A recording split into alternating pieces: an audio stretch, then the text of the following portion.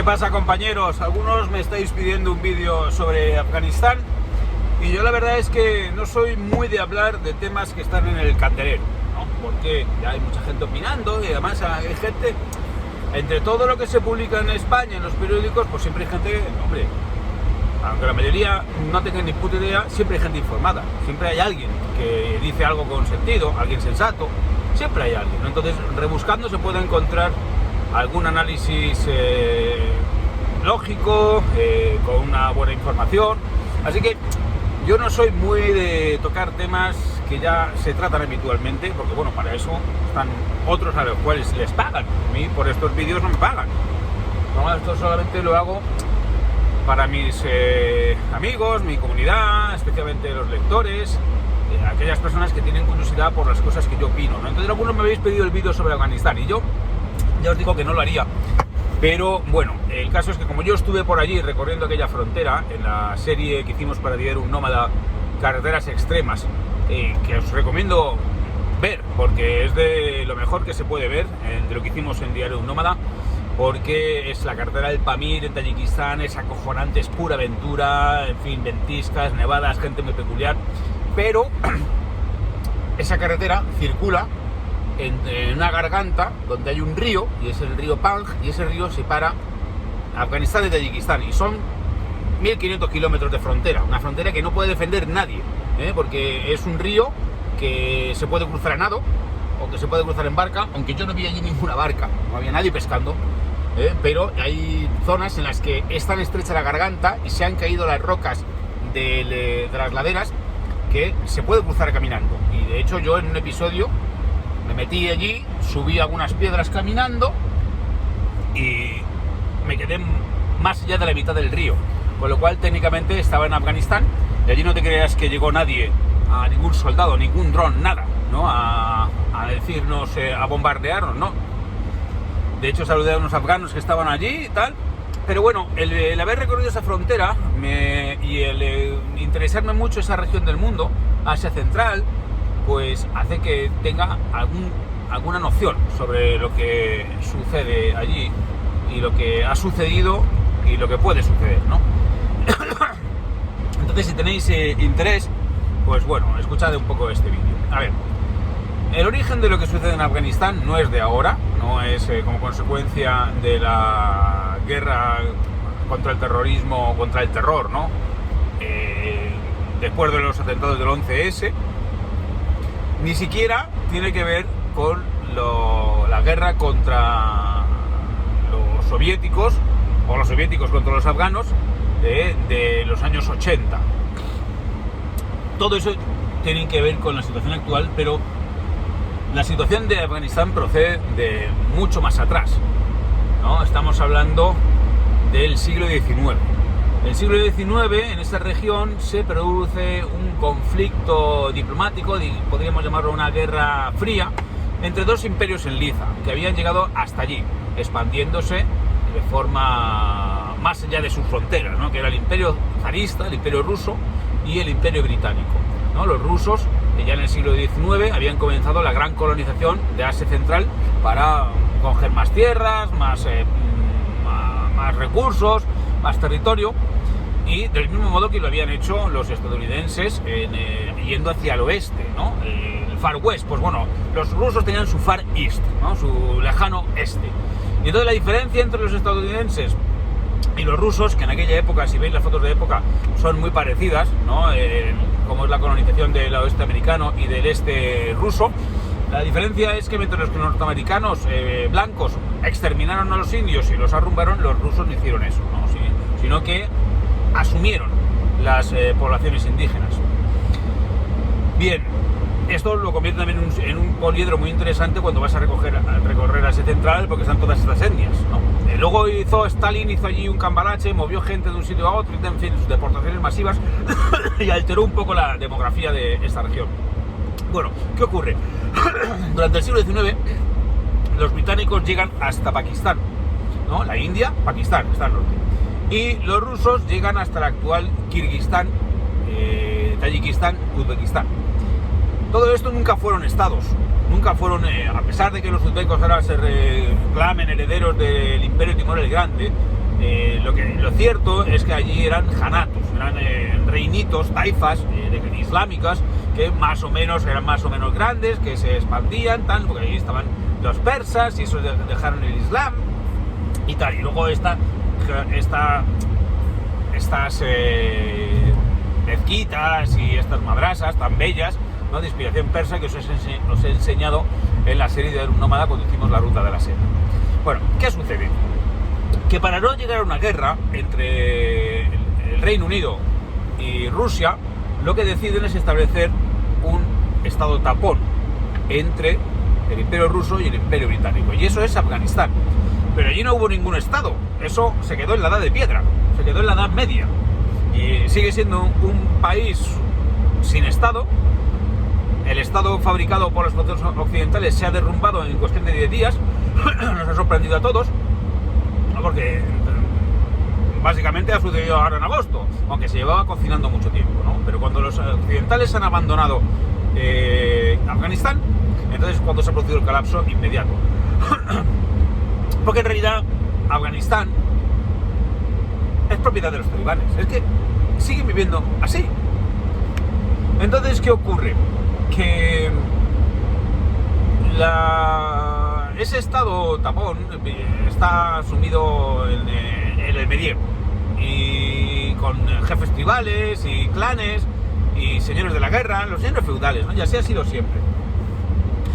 Y entonces, claro, cuando yo estuve recorriendo esta carretera del Pamir y estaba al lado de Tayikistán y veía al otro lado del río, que yo acampé en la orilla del río, y si hubieran querido venir los talibanes me han pillado, pero bueno, allí por lo menos había todavía alguna base, ¿no?, del ejército afgano tutelado por Occidente, y por lo tanto, bueno, si no podían controlar toda la frontera, por lo menos algo hacían. Ahora ya no hay nada. Entonces, ¿qué ocurre? Que las niñas pamires del lado de Tayikistán están escolarizadas y van a la escuela y podrán ser lo que quieran, ¿no? Podrán ser maestras, podrán ser profesoras, como yo le pregunté a una que quería ser, me dijo que profesora de inglés. Mientras que en Afganistán, tú, al otro del río, las mujeres van con burka. Entonces, hay una diferencia radical pero bueno, la diferencia más brutal que yo he visto en una frontera, ¿no?, entre dos países, dos mundos. Y por eso titulé uno de mis episodios la frontera entre civilización y barbarie, y el otro, las niñas libres de Tayikistán. Yo os recomiendo que lo busquéis, Diario un Nómada en Google, Diario un Nómada, frontera entre civilización y barbarie, Diario un Nómada, las niñas libres de Tayikistán, porque vais a flipar con esa frontera, con esa realidad, con esos dos mundos. Entonces, claro, cuando yo estaba allí y veía a aquellas niñas escolarizadas y veía que había una frontera de 1500 kilómetros que se puede saltar a nado, pues me daba cuenta que como cayese Afganistán, pues esas niñas lo iban a tener jodido, porque el país más débil de los que hace frontera con Afganistán es Tayikistán. Porque, hombre, Irán es un país grande, es un país potente, y Pakistán es otro país grande y potente, ¿no? Y entonces Tayikistán es nada, una cosilla pequeñita, poco potente, digamos, auspiciada un poco por Rusia, porque fue una república socialista soviética. Pero ¿qué ocurre? Que si los talibanes toman Tayikistán o desestabilizan Tayikistán, están dando por saco a otro de sus grandes enemigos, que es Rusia. Aunque Rusia y China ya están jugando la baza, sobre todo China, de entrevistarse con los líderes talibanes pensando que son gente con la cual se puede uno entender, con la cual se puede negociar. Y bueno, hombre, yo supongo que se puede negociar con ellos como con los líderes medievales. Es decir, porque allí lo único moderno que tienen es las armas, son las armas, el resto es la Edad Media. Bueno, pues claro, cuando yo estaba allí hice una reflexión que me suscitó aquella visión. Dije, cuando como occidentales apoyábamos decididamente la guerra contra el invasor soviético, ¿estábamos apoyando el bando bueno? ¿Realmente estábamos apoyando el bando bueno? Porque el bando bueno, a mí me parece, ahora, con la perspectiva de los años, el que ha garantizado la educación pública, gratuita y universal para esas niñas, porque Tayikistán ya ha dejado de formar parte de la Unión Soviética. Se ha empobrecido, porque antes una niña pamir, si era muy lista, podía llegar a estudiar en Moscú, porque formaba parte del imperio. Ahora no, ahora como mucho puede ir a Dushanbe, que es la capital del país, o a Korok, que esto lo tiene más cerca, que también tiene universidad. Pero bueno, a lo que me refiero es que los conceptos morales que en un momento dado teníamos claros, pues resulta que ante la realidad de las cosas, pues cambian, ¿no? Porque yo ahora mismo me doy cuenta que a lo mejor no fue tan buena idea alimentar la víbora de los mujahidines, ¿no? Pero sin embargo, si vosotros os veis la película Rambo, creo que es Rambo 5, que es Sylvester Stallone en Afganistán, pues ahí flipáis, ¿eh? Porque es que la película se la dedican a los mujahidines afganos, que defienden su patria, su libertad, y el Rambo, a quien mata, es a un montón de rusos. Entonces, claro, supongo que ahora, ojalá podrían borrar esa película como si fuera un tuit, ¿no? Pues no, ahí está la película, yo recomiendo que la busquéis, no sé si es Rambo 4 o Rambo 5, pero bueno, es muy espectacular, muy de Rambo, muy hipertrafiado, muy cachas, y muy amigo de los talibanes, porque no son otros.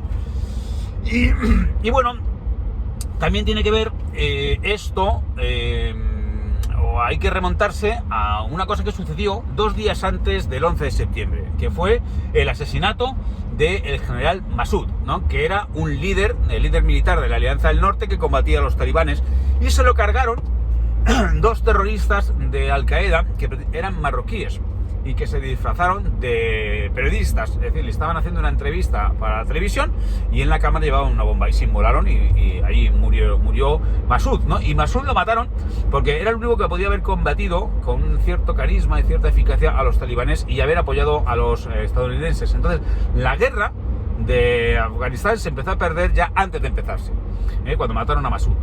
Que Massoud, bueno, lo han querido vender como un líder moderado, en realidad era un líder de una alianza islámica, ¿no? Pero bueno, el caso es que, al menos en su territorio, las mujeres no estaban obligadas a llevar burka, aunque la suya sí lo llevaba. Pero bueno, ya la cosa empezó mal.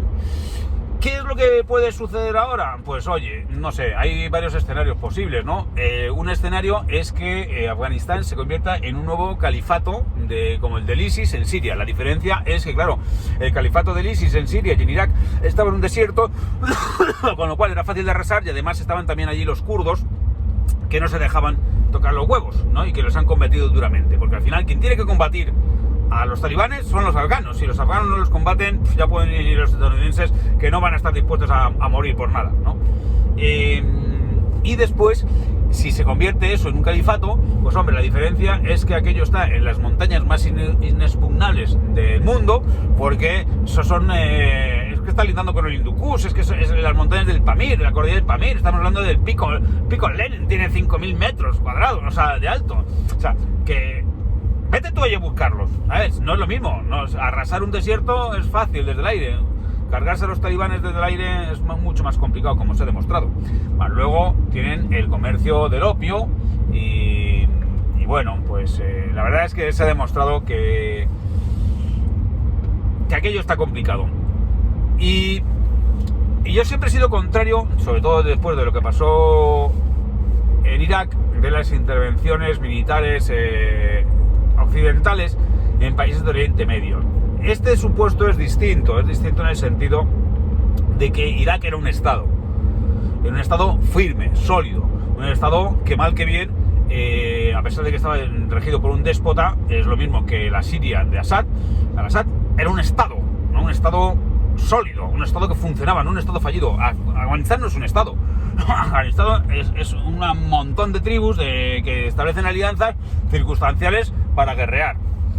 Y bueno, pues con un poco de suerte las potencias occidentales están jugando a que los que manden pues atenderán a razones y negociarán, ¿no? Y yo creo que esto se ha producido como consecuencia de las negociaciones que se han iniciado para salir en desbandada de Afganistán.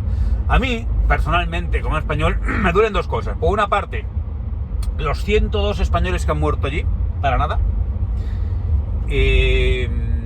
Bueno, 2 intérpretes más que estaban nacionalizados ya como españoles. Y el personal diplomático que se encuentra ya ahora y que no estuviera de vacaciones. O sea, si están en el aeropuerto de Kabul pueden fliparlo, porque no parece que vayan a respetar su turno de acceso a un avión. O sea, ni aunque el gobierno de España mande un avión, ¿quién lo va a defender? O sea, ¿quién se va a asegurar de que solo entren?